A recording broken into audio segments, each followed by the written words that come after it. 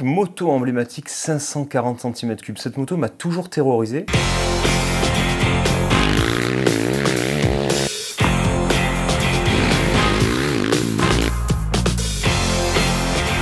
En toute honnêteté, je crois que c'est la moto la plus folle que j'ai essayée.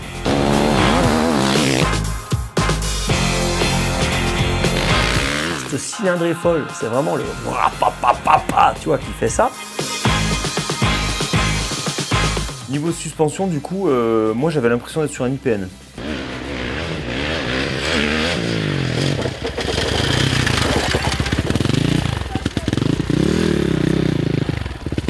C'est showtime quand même, hein.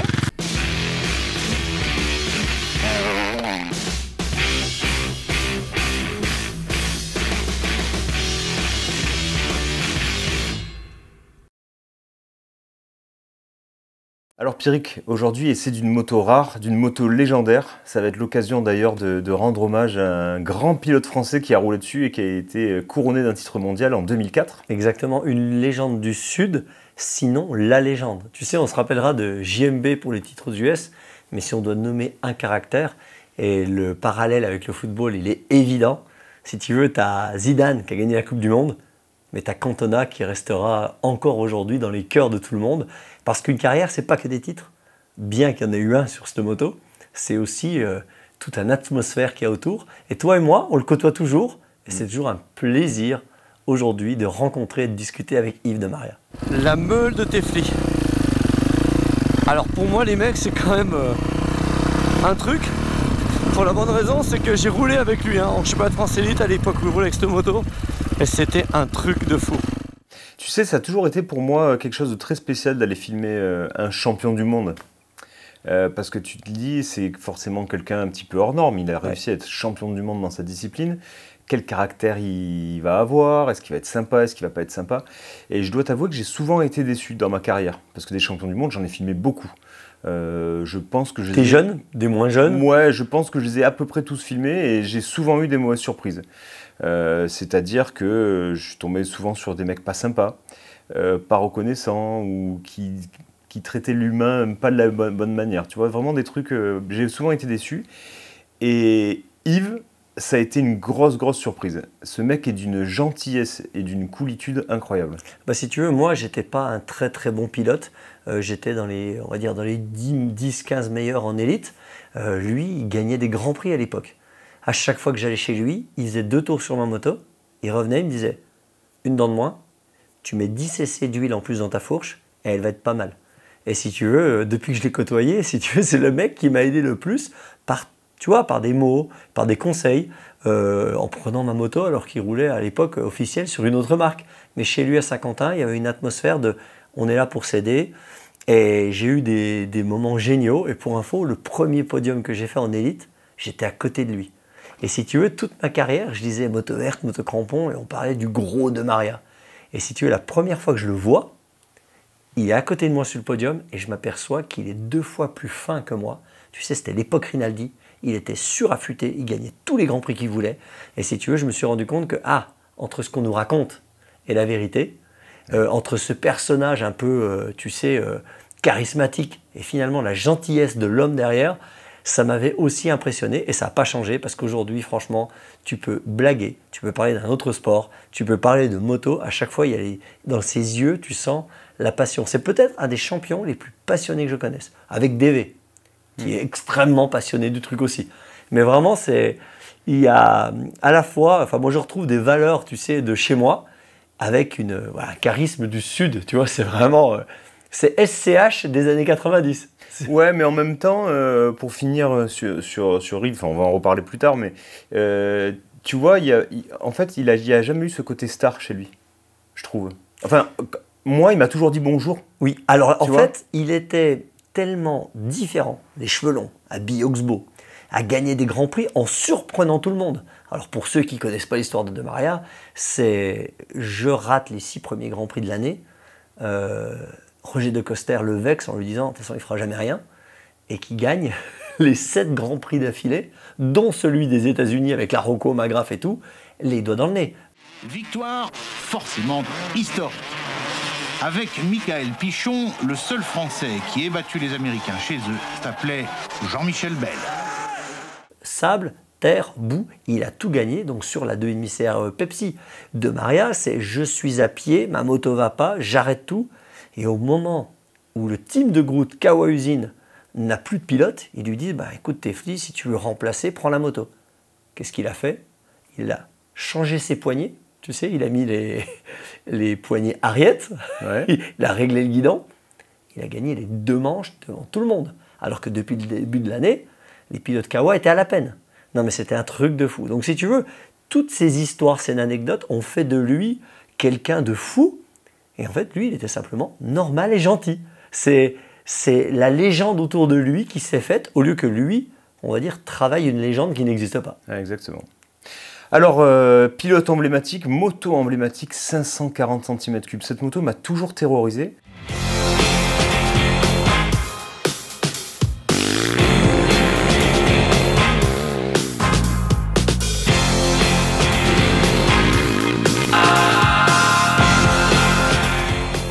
Déjà, elle était extrêmement rare. À la limite, on voyait plutôt la 525, qui est la version un petit peu plus de série, on va dire. Cette version 540, donc, c'est donc une version spéciale SXS qui était vendue en série limitée par KTM. Ouais, aujourd'hui, on fait des séries limitées qui sont plus dans le look, tu sais, avec réplica Prado, réplica Cairoli. Ils mettent une ligne Accra, je crois. On avait vu avec la Barcia réplica. Oui, c'est vrai, la Pour ceux Barcia qui ont vu réplica. l'épisode. Ouais, ouais. Mais là, on était dans le début de KTM qui était ready to race, qui était axé compétition à mort. Et quand ils sortaient une édition spéciale, attention, frein, fourche, amortisseur, ligne Accra, guidon spécialement fait par Neken à l'époque pour ça, tête fourche. Enfin, je veux dire, ils sortaient une moto de course. D'ailleurs, le kit déco était comme les origines. Alors qu'aujourd'hui, c'est plutôt l'inverse. Ouais, tu sais, c'est vrai. on met le kit déco et on laisse les pièces d'origine. Ah là, non, c'était l'inverse. Donc, c'était l'évolution. Et d'ailleurs, ce qui est marrant, voilà, c'est que même la cylindrée était changée. Alors esthétiquement, cette moto, qui va être vintage pour certains, hein, c'est toujours pareil, hein, on est toujours le vieux de quelqu'un, c'est toujours la moto vintage de quelqu'un. Pour nous, forcément, on a du mal à la considérer comme vintage parce qu'elle reste très moderne autant par le look. On a ce orange très contemporain KTM, ces formes assez acérées. Tu la considères comment, toi? Ah, c'est compliqué parce qu'elle a 20 ans, quasiment aujourd'hui. Tu vois, elle est de 2004, donc si tu veux, elle a 20 ans. Elle a 20 ans, mais elle a quand même 2 disques, elle a quand même une fourche de 48 mm, elle a un moteur performant avec une technologie, avec une ligne Accra en titane. Tu vois pas vraiment, si tu veux, sur les caractéristiques, si tu la décris, tu peux pas savoir si tu parles d'une 2024 ou d'une 2004, t'es d'accord? Et pourtant, tu imagines un pilote qui serait né en 2004. Elle a son âge. Elle a 20 ans. Comment ne pas la considérer comme vintage pour lui, quoi? Exactement. Mais on a la même chose, tu sais, avec la 450 CRF Carmichael. Ouais, c'est vrai. Quand tu vois les photos de la machine, elle est exactement comme celle d'aujourd'hui, sauf qu'elle a 20 ans. Pour Moto Crampon, j'avais fait un reportage où j'étais venu à l'élite avec une moto vieille de 10 ans en arrière. Donc si tu veux, j'étais venu avec une 2,5 CR 93, alors qu'à l'époque, c'était les 450 CRF 2003. Je te jure, il y avait 10 ans, on a l'impression que j'étais en version vintage, j'ai l'impression d'avoir une CZ. C'est fou, hein, d'ailleurs. J'avais galéré, je faisais des podiums à l'époque, j'avais difficilement marqué des points. Ouais. 10 ans. Là. Aujourd'hui, c'est vrai que le motocross évolue moins. Si tu veux, c'est par des petits détails, tu sais. Petit à petit, on a enlevé les tuyaux de mètre cylindre arrière pour mettre l'huile directement dans le mètre cylindre. On est sur une facilité de gestion de l'allumage. On est sur des petits détails, mais finalement, qui se voient pas vraiment. Hein. Ouais, c'est vrai. Donc on l'a vu, esthétiquement, cette moto elle reste assez moderne. Il y a même carrément des technologies, des pièces d'aujourd'hui, comme l'embrayage hydraulique. Ouais, c'est assez fou. Alors, ce que j'aime bien, c'est que sur la même cocotte, tu sais, tu as le décompresseur Oui. qui fait très, j'ai envie de te dire, 90s. Ouais. Et en même temps, tu as l'embrayage hydraulique qui vient d'apparaître en 2023 sur, par exemple, la 2,5 CRF. Ouais. Tu vois, il y a vraiment un décalage. Et ça, c'était tout KTM. C'était les premiers, dès qu'ils avaient une bonne pièce, ils la mettaient en permanence. Pour info, sur cette moto, il y a un capot d'embrayage qui s'enlève plus facilement pour changer l'embrayage entre les manches. Ah, d'accord. Tu vois, il y avait donc c'est vraiment du racing, quoi. On est sur du Racing Grand Prix, il n'y a pas photo. Alors, donc tu as parlé de ce décompresseur qui trahit un petit peu l'année de la moto. On a le starter à chaud, starter à froid, présent sur le côté de la moto.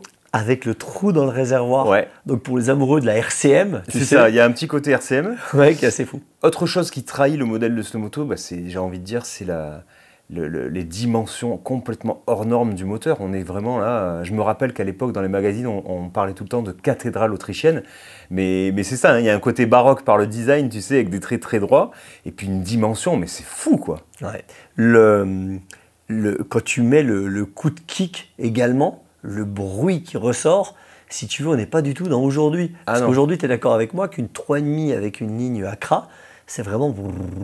Tu vois, on est vraiment sur des normes de bruit. Alors que là, c'était le moteur et la ligne, ça sortait un feulement, c'était rageur. Hein.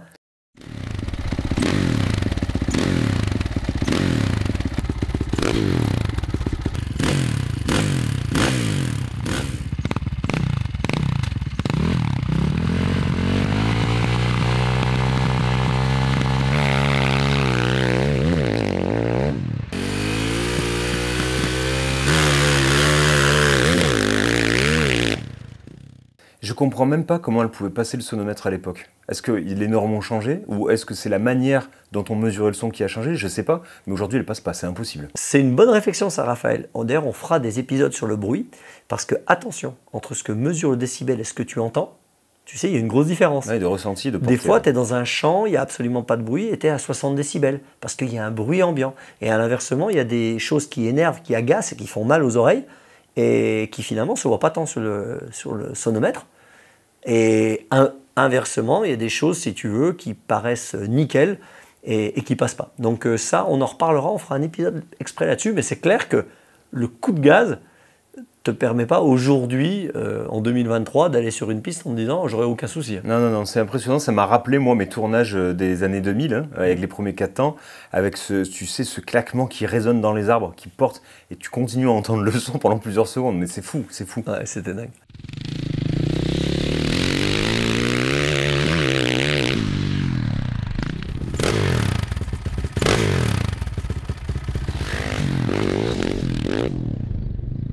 Donc pour en revenir, on reprend en détail peut-être cette 540, les pièces qui changent par rapport à l'origine, donc c'est les étriers de frein, un Brembo si tu veux, vraiment canon.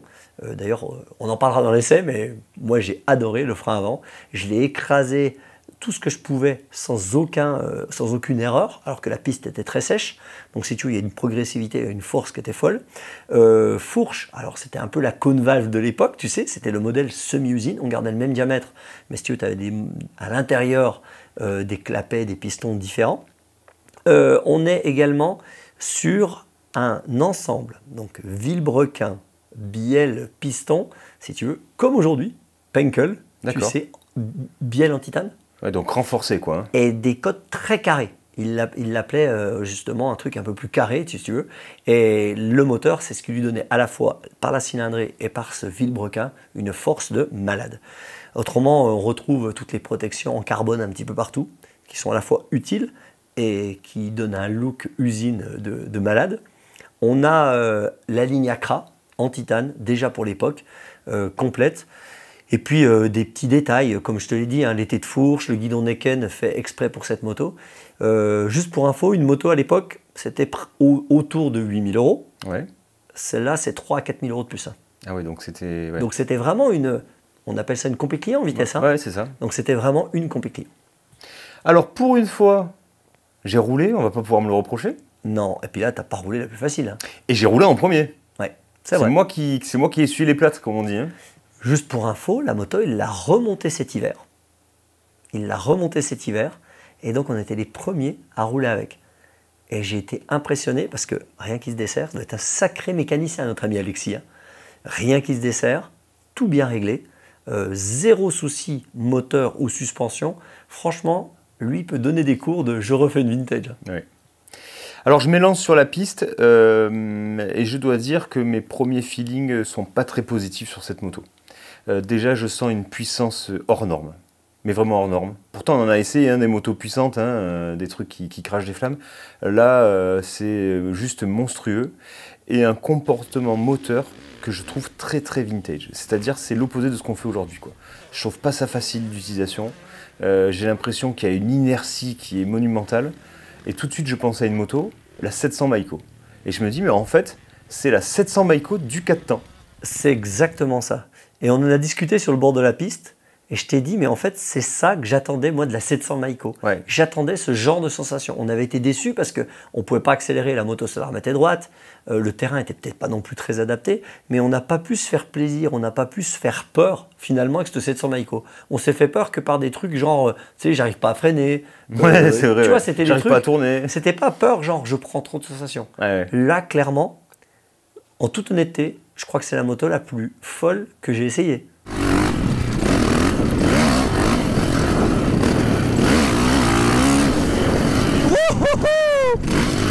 Alors je sais pas si vous voyez le guidon guidonné, mais on est sur un arrière bien stable, une puissance folle et un avant très léger. Hein.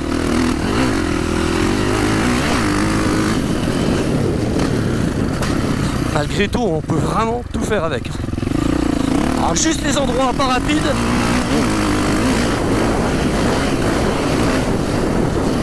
Les endroits rapides aussi, où il faut faire attention.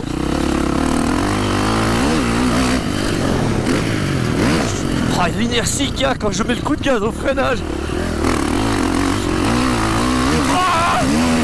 Quand j'accélérais, il se passait quelque chose. Quand je coupais, il se passait quelque chose. Quand je m'envolais avec, tu sais, il se passait quelque chose. On va revoir tous les points de pilotage ensemble, mais franchement, j'ai jamais eu de sensation aussi forte, aussi brutale, aussi marquée, aussi... elle sent le muscle, la moto. Hein. Ouais. Alors le premier truc dont j'ai envie qu'on parle, si tu veux, c'est ce moteur, parce que c'est quand même le point clé hein, de cette moto. 540 cm3, c'est déjà hors norme hein, sur un monocylindre. Je te le dis, moi j'ai ressenti une sensation de puissance délirante. Ce que j'ai trouvé bizarre, c'est que en fait, la puissance est tellement hors norme que l'étagement de la boîte m'a semblé loufoque. C'est-à-dire que la première, j'avais l'impression que c'était une première, tu sais, très courte. Et dès que je shiftais la 2, j'avais l'impression d'être en 5, tellement ça tirait long, tellement c'était sans fin le truc. Et en fait, là où je me suis fait piéger, c'est que du coup, j'ai jamais osé mettre la 3, et je suis resté sur cette 2, hyper agressive, avec les chevaux que tu imagines, et du coup, prendre un saut avec la 2, et mais j'avais l'impression qu'il fallait piloter la poignée de gaz au millimètre. C'est-à-dire que le régime moteur sur lequel je me trouvais au moment de décoller, faisait que je sentais la moto, tu sais, déséquilibrée vers l'avant ou vers l'arrière. Et franchement, ça m'a fait peur. Moi, j'ai l'impression, on ne l'a pas passé au banc, on s'en fout, mais j'aurais envie de dire qu'elle a 70 chevaux cette moto. Et que quand tu mets gaz à l'appel d'un saut, j'ai l'impression de mettre, parce que le moteur tourne très très bas, tu es d'accord? Ouais. Avec un couple monstrueux, et j'ai l'impression qu'il y avait 7 coups de piston. Tu es d'accord? Ouais. Et comme tu viens de le dire, j'ai l'impression que chaque explosion correspondait à 10 chevaux. Et donc, quand tu arrivais dans l'appel, comme toi, quand je mettais 6 coups de piston ou 8 coups de piston, mais c'était une différence de 20 chevaux à chaque fois. Ouais. Et donc, j'avais tendance à me mettre long, j'avais tendance à me mettre court. Si tu veux, quand tu mets pas assez de gaz, la moto, c'est abominable parce que franchement, il y a un frein moteur qui est dantesque. Et quand on met trop, il y a tellement de puissance que tu rates, mais tu rates pas une ornière là. T'en rates 5. Hein. Tu es d'accord avec moi là? C'est pas genre je me décale d'un mètre. Hein. Et tu as complètement raison. Le moteur, par cette cylindrée folle, c'est vraiment le rapapapapa, tu vois, qui fait ça. Et le problème, c'est qu'à chaque pas, tu as vraiment 10 chevaux qui t'amènent. On a fait une vidéo vintage juste après. Si tu remets en comparaison de la 125 RM, Ouais, non, mais c'est clair. tu t'imagines. Donc, je suis complètement d'accord avec toi, sauf que moi, j'ai tout de suite mis la 3. Alors ça glisse au freinage et à l'accélération.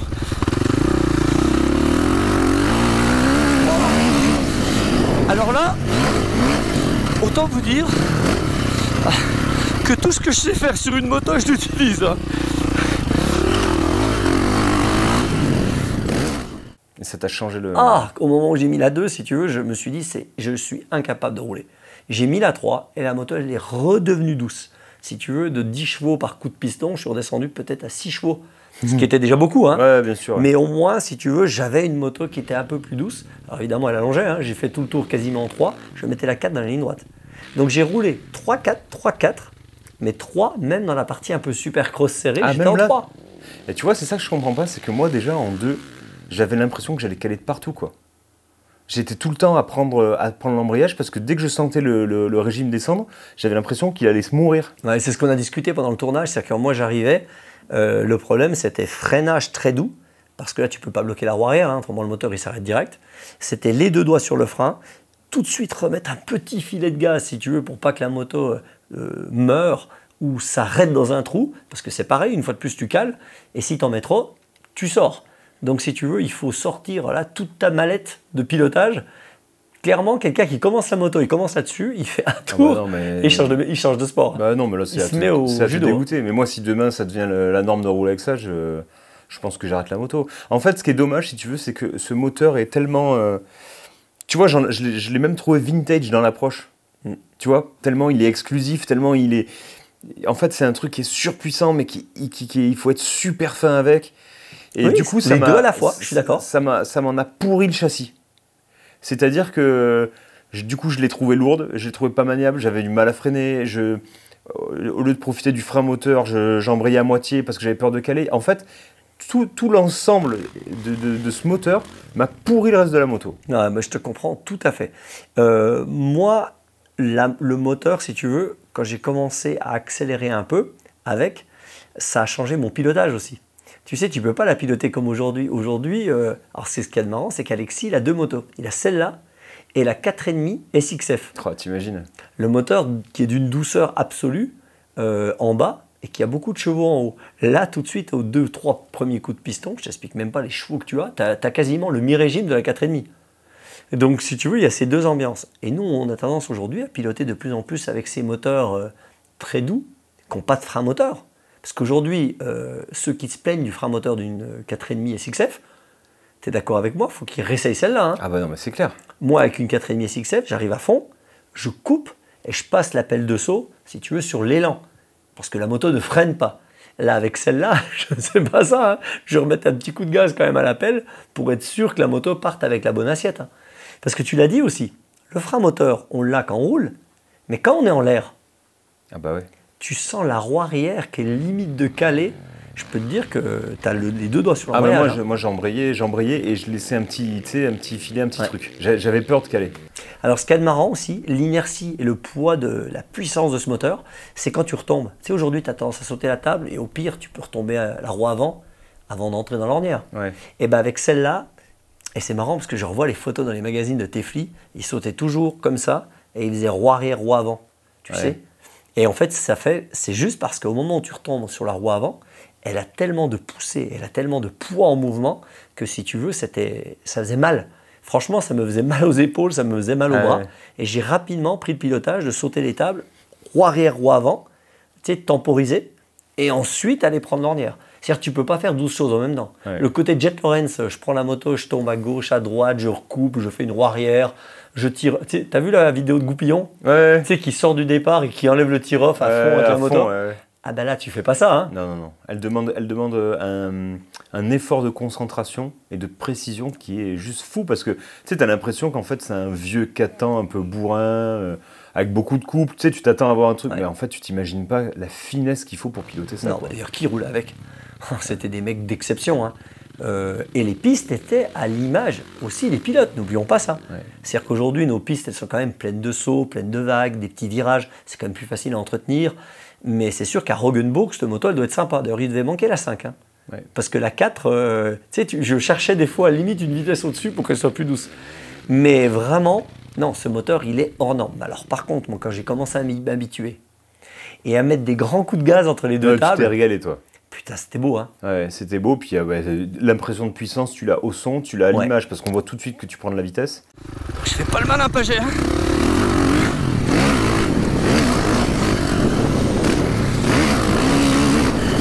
Oh, alors là, si vous saviez ce qui vient de m'arriver, j'ai un moustique sur le verre de lunettes. C'est la première fois que ça m'arrive en cross. Alors attention, ne vous laissez pas flouer par les images, je fais des portions de 30 secondes. Hein. Ouais. Donc faire le tour de 2 minutes fois 20 tours, avec des trous et avec des mecs en bagarre en Grand Prix 500 de l'époque, là c'est respect ultime. Alors, on est sur la catégorie Grand Prix 500, MX3 de l'époque. Il y a trop de puissance, mais j'avais pas le choix. Il devait absolument, du haut du règlement, avoir cette moto, autrement ils ouvraient hein, les cylindres. Oh là là là là. Ah oui, il faut assumer le coup de gaz, dis donc. Hein. Niveau suspension, du coup, moi j'avais l'impression d'être sur un IPN.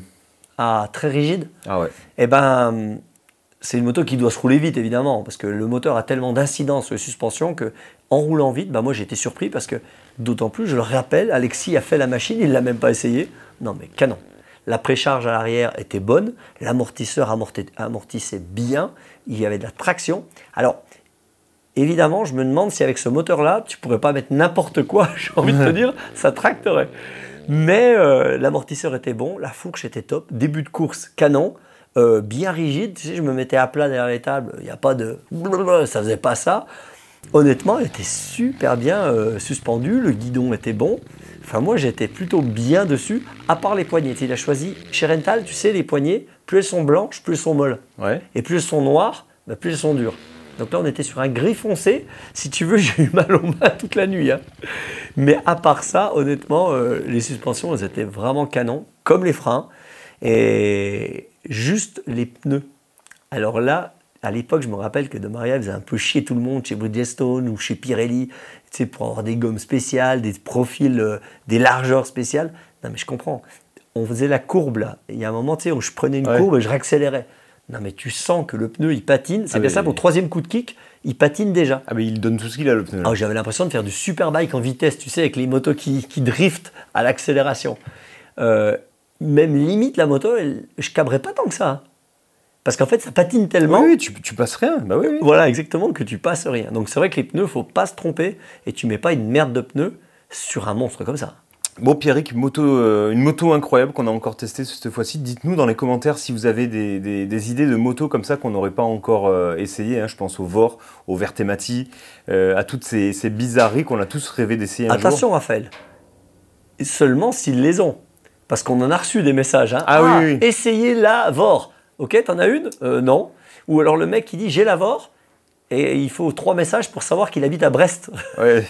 Donc, suspense. Voilà, donc dites où vous habitez, savoir si vous pouvez venir jusqu'à Marseille ou Lyon et si vous avez la moto évidemment et qu'elle soit en super état. Cette vidéo, c'était aussi l'occasion d'essayer le site de notre prochain Dirty Days qui va avoir lieu le premier week-end de juin à Chronovert, donc c'est près d'Auxerre.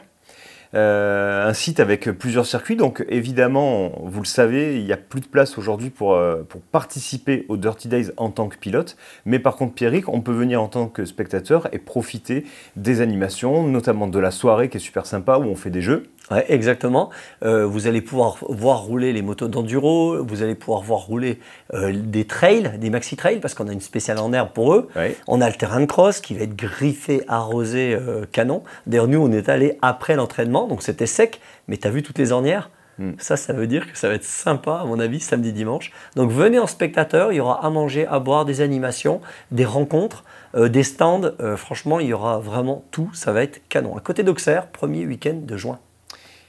Et puis, n'oubliez pas de vous abonner. Pour nous, c'est très très important. On ne le dit pas assez, hein, mais... Alors, j'ai remarqué un truc, Pierrick, dans les petites stats là, que je m'amuse à étudier. C'est que plus de 50% des gens qui nous regardent ne sont pas abonnés. Eh oui, c'est vrai. C'est fou, ça. Ouais. Bon, et puis après, Lucien nous a dit, quand vous dites aux gens de vous abonner, faites-le dans les premières secondes. Et nous, on attend encore cette fois-ci pour le faire à la fin de la vidéo pour vous le dire. Super. Donc, si vous êtes resté jusque-là et que vous n'êtes pas abonné, par pitié, aidez-nous. Donc, abonnez-vous Instagram, TikTok, Facebook. Et surtout YouTube. Évidemment, YouTube. Sympa ton t-shirt. Il est beau, hein? Ouais. Le mystère du t-shirt Sprinter Adventure. Vous connaissez notre site internet? Donc, allez sur le site internet, vous aurez toutes les explications sur ce t-shirt. Dimanche minuit, c'est terminé. Eh ouais.